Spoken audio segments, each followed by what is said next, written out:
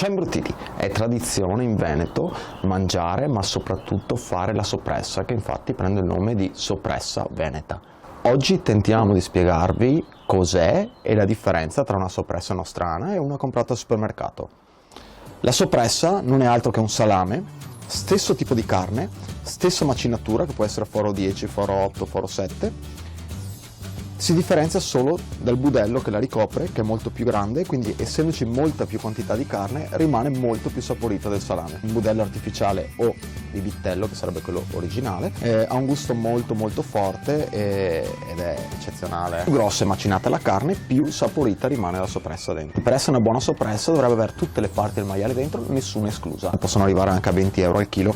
Pensate che il maiale di solito al contadino costa 2 euro al chilo circa, quindi fate il conto che se una soppressa costa 7 euro al chilo, mi sa che non ci sono tutti i tipi di carne dentro. Siamo andati da un contadino in provincia di Treviso, abbiamo preso una soppressa nostrana da circa 1,6 kg, affrontato, e abbiamo preso una soppressa industriale al supermercato, di cui abbiamo qua l'etichetta, che non possiamo mostrarvi. È stata prodotta in gennaio, confezionata il 22 febbraio e scade a dicembre. Quindi stagionatura molto veloce, in un mese e mezzo era già pronta per essere mangiata. La soppressa nostrana deve avere una stagionatura minima di 5-6 mesi, in una cantina dove la temperatura è dai 13 ai 16 gradi, un tasso di umidità del 70%, perché quando tagli la soppressa la fetta la deve stare in piè, ok? Una stagionatura di un mese e mezzo, neanche se vuoi, la sta in piè, sta tagli senza che abbia avuto qualche aiutino insomma dentro. L'antiossidante sono dei sali che fanno mantenere, sali bianchi che fanno mantenere praticamente il colore, ok, della soppressa.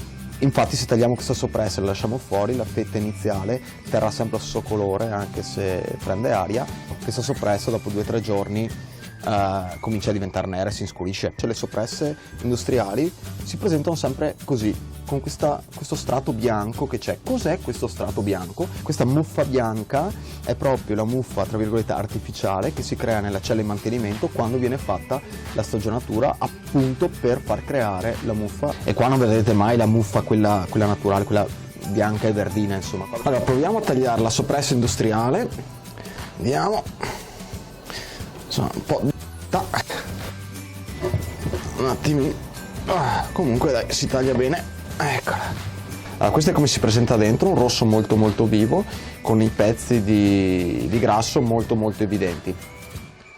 Questa è molto morbida da tagliare, vedete?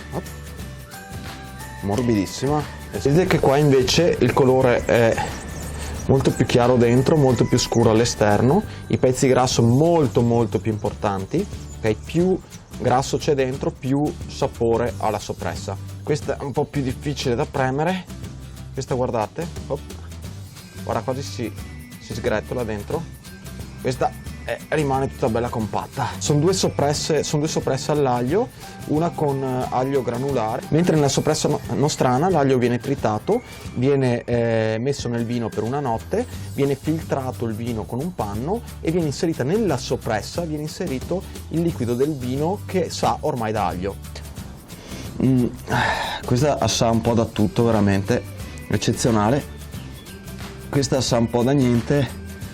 Insomma, questa è come una se ha fatto la doccia, questa no, non tanto. La differenza tra una soppressa nostrana e quella che ha conservanti la vedete direttamente da quando tagliate la fetta.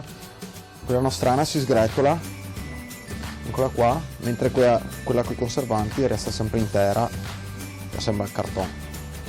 Anche da sola, accompagnata con un po' di polenta, un po' di formaggio, un po' di vino, e sentiamo il sapore.